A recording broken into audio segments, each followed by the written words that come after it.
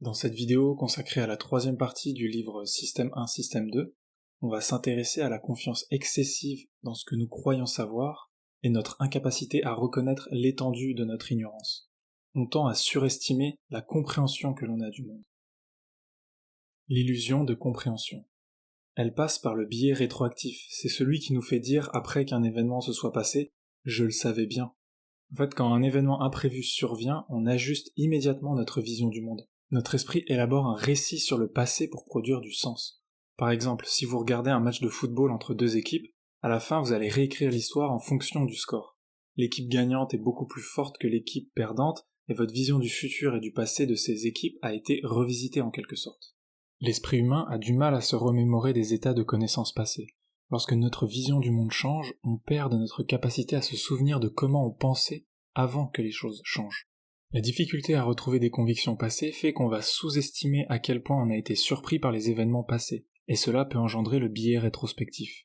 Il a été démontré que si un événement se produit effectivement, les gens exagéraient la probabilité qu'ils lui avaient accordée auparavant. Si l'événement possible ne s'était pas produit, ils se souviennent toujours de l'avoir considéré comme improbable.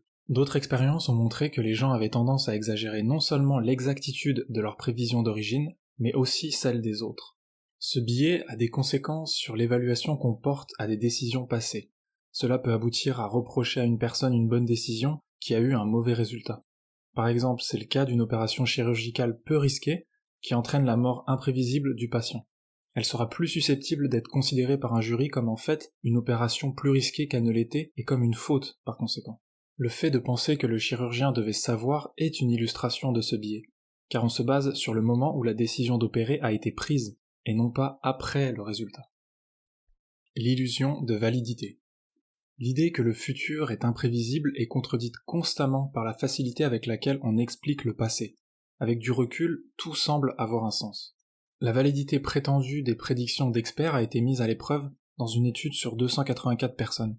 Ils s'en sont moins bien tirés que s'ils avaient assigné des probabilités équivalentes à chacun des résultats potentiels. Ce qui a été démontré, c'est que ceux qui en savent le plus prédisent un peu mieux que ceux qui en savent moins, mais ceux qui en savent le plus sont également le plus souvent moins fiables.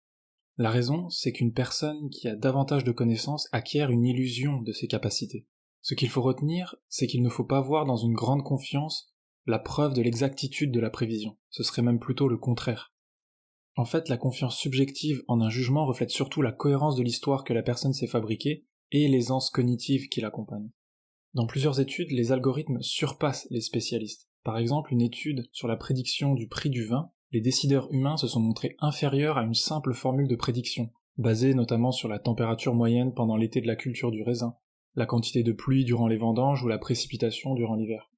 Une raison avancée d'un tel résultat, c'est que les experts s'efforcent d'être malins en sortant des sentiers battus. Ils cherchent la complexité, mais c'est justement ça qui les rend moins fiables dans leurs prédictions. Une autre raison qui explique l'infériorité des experts par rapport aux algorithmes, c'est l'inconstance. Par exemple, quand on demande à des radiologues d'évaluer 2 fois la même radiographie à des moments complètement différents, ils se contredisent dans 20% des cas. Cette inconstance relève de la dépendance du système 1 avec son contexte. Comme on l'a vu, des stimuli de notre environnement peuvent influencer notre manière de penser et d'agir, comme l'exemple de l'étude sur les juges dont la sentence est colérée avec la fluctuation de leur appétit. Les formules, elles, évitent l'inconstance. Avec les mêmes données, on obtient toujours les mêmes résultats. Il est possible de développer de telles formules assez simplement, tant que c'est basé sur des statistiques ou le sens commun. Par exemple, il a été montré que la stabilité conjugale pouvait être prédite par une simple formule. La fréquence des rapports sexuels moins la fréquence des disputes.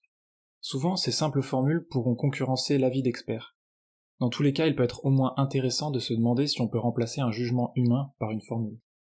Il y a quand même pas mal d'hostilité à l'idée de faire confiance à des algorithmes pour décider à notre place. Mais ça tend à se réduire de plus en plus, et sans qu'on le remarque, ils prennent de plus en plus de place dans notre quotidien, avec les recommandations YouTube, Netflix, etc. Si de simples formules peuvent se montrer robustes pour effectuer des prédictions, on va voir qu'il y a des situations dans lesquelles on peut quand même faire confiance à notre intuition. L'intuition selon Herbert Simon. La situation fournit un indice, cet indice donne à la personne un accès à une information stockée dans sa mémoire, et cette information, à son tour, lui donne la réponse. L'intuition n'est rien de plus et rien de moins que de la reconnaissance. La formule est assez forte, elle démystifie ce qu'est l'intuition. La confiance que l'on a dans nos intuitions provient de la cohérence de l'histoire qu'on se raconte et de l'aisance cognitive, c'est-à-dire la facilité avec laquelle cette histoire nous vient à l'esprit. C'est covera, ce qu'on voit et rien d'autre. La confiance que les gens ont dans leur intuition n'est pas une preuve fiable de leur validité. Dans ce cas, comment peut-on évaluer la validité d'un jugement intuitif ? Dans son livre, il nous partage 2 critères.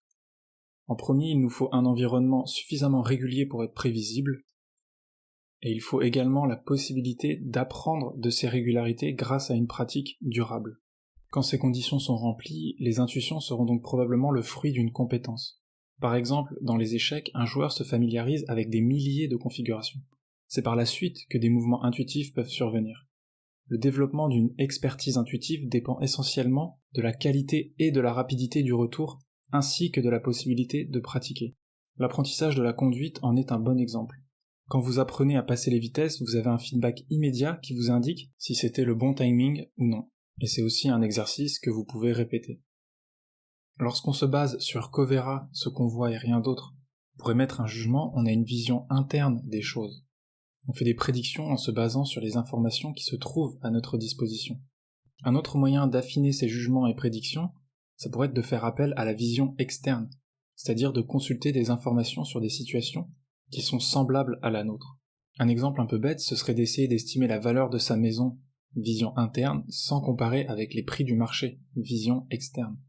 Pour finir, un autre moyen de contrecarrer covera et améliorer nos prédictions, c'est ce que Gary Klein appelle le pré-mortem.